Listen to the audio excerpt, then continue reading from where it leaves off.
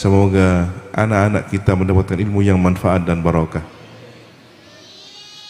Tak lupa setiap kali memulai pengajian majlis yang kita cintai ini, kita memohon kepada Allah untuk terlindungi dari an-adillah awudallah, menyesatkan, disesatkan, azillah awuzallah, menggelincirkan atau tergelincirkan, audlima audlamah, menganiaya atau teraniaya, dan yang keempat, ajhala aw yujhala alayya, membodohi atau dibodohi oleh orang lain, sehingga jalan kehidupan kita senantiasa terbimbing.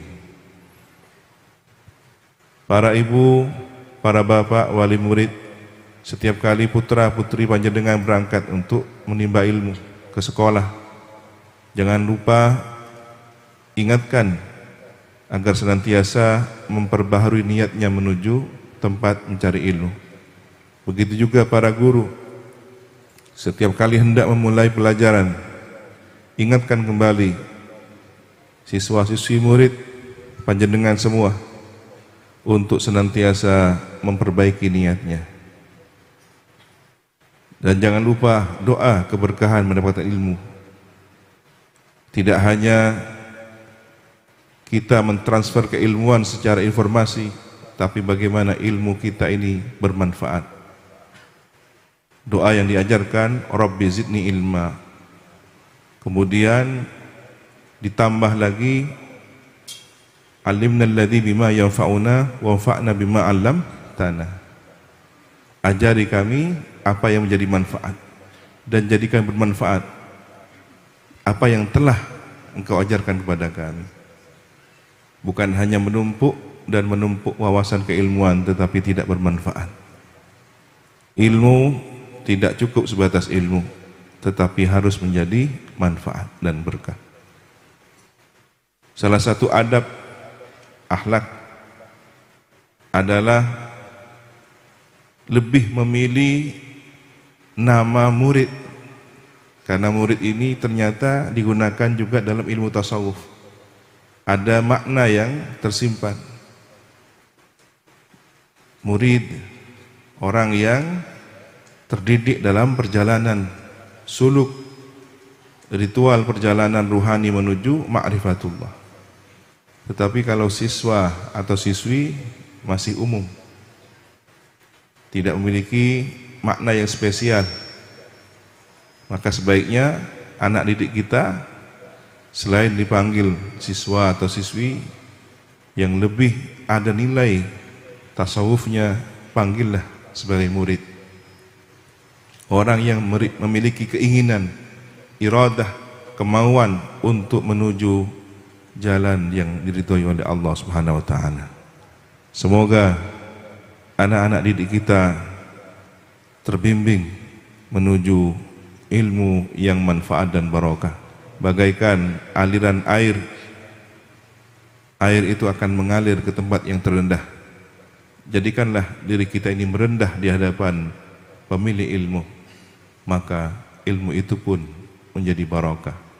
Merunduk di hadapan guru, mencium tangan guru sebagai tanda bahwa kita adalah tempat yang rendah, maka ilmu yang ada pada diri guru akan mengalir kepada kita sebagai muridnya. Sallu ala Nabi Muhammad. Allah Subhanahu wa taala memberikan derajat yang istimewa kepada mereka yang teranugerahi ilmu. Yarfa'illahu alladhina amanu minkum walladhina utul ilma darajat wallahu bima ta'maluna khabir. Allah akan mengangkat derajat orang-orang yang beriman di antara kamu dan orang-orang yang diberi ilmu. Darajat, beberapa derajat, tidak hanya satu, tapi beberapa derajat. Dan Allah maha teliti apa yang kamu kerjakan. Ini menunjukkan bahwa seseorang yang senantiasa berjalan menempuh pencarian menuju ilmu yang hakiki yang diridhai oleh Allah Subhanahu wa taala mendapatkan perhatian khusus dari Allah. Jika kita sholat Solat fisik kita adalah solat yang kita lakukan 5 waktu. Ada gerakan takbiratul ihram, bersendekap tangan, ruku', iktidal, sujud, duduk, tahiyat, kemudian menoleh salam. Tetapi ada solat sir batin kita. Bagaimana solat sir batin kita? Adalah dengan mencari ilmu. Seseorang ketika duduk mencari ilmu, maka batinnya sedang solat, sedang mengingat Allah Subhanahu wa taala. Ilmu yang di sini dimaksud adalah ilmu yang mendekatkan diri kita kepada Allah Subhanahu wa taala. Para hadir, kenapa kemudian ada gelar yang disebut mereka al-ulama? Tetapi tidak cukup sebatas gelar keulamaan, namun harus ada karakter khusus, khasyah, rasa takut yang mendalam billah kepada Allah Subhanahu wa taala. Karena ilmu yang telah dia emban harus dipertanggungjawabkan. Ilmunya menjadi kebaikan, bukan menjadi kesombongan. Apakah ada orang yang berilmu tapi kemudian sombong karena ilmunya? Ada. Dan ini menunjukkan bahwa ada orang yang berilmu dan ilmunya manfaat barokah, namun ada juga orang yang berilmu tetapi ilmunya membuat dia lupa diri, tidak sadar akan jati dirinya, dan menjadi sombong, congkak, bahkan menimbulkan kemafsadatan kepada lingkungan sekitarnya. Berapa banyak orang dengan ilmunya tetapi menghasilkan kecanggihan teknologi yang merusak, yang tidak bermanfaat, menciptakan senjata nuklir, senjata pembunuh massal, menciptakan alat-alat perang yang digunakan untuk saling membunuh. Sementara ada orang yang dianugerahi ilmu, dengan ilmunya menciptakan teknologi yang membangun peradaban manusia, memudahkan kegiatan umat manusia, menciptakan kehidupan yang lebih baik lagi, bermanfaat dan membawa keberkahan. Maka kata kuncinya adalah al-khasyah billah, rasa takut pada Allah yang mendalam, sehingga mempertanggungjawabkan keilmuannya kelak di hadapan Allah dengan sebaik-baiknya.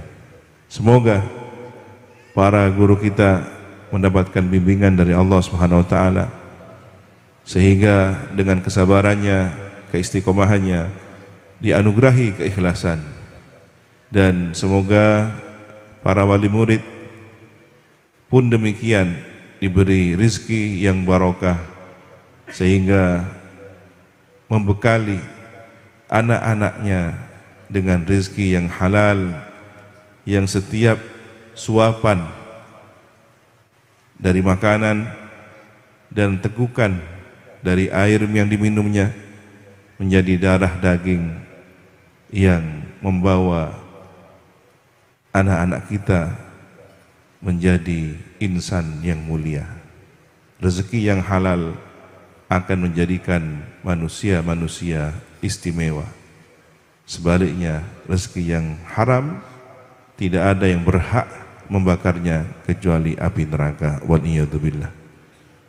Doakan semoga anak-anak kita, murid-murid kita menjadi generasi yang dibanggakan tidak hanya oleh orang tua, tidak hanya oleh para gurunya, tetapi dibanggakan oleh baginda Nabi Muhammad SAW, guru utama kita, al-muallim.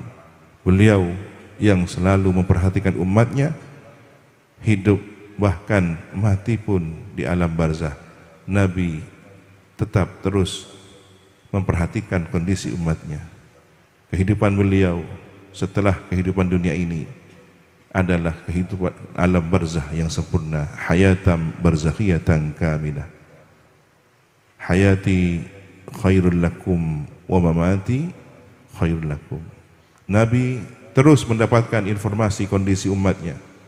In ra'aitu khairan hamidullah wa in ra'aitu syarran istaghfartu lakum. Setiap kebaikan yang dilihat dari perbuatan umatnya, Nabi bahagia.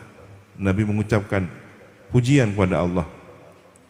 Namun sebaliknya, setiap amalan perbuatan buruk umatnya membuat Nabi bersedih hati, beristighfar memohonkan ampun demi umatnya.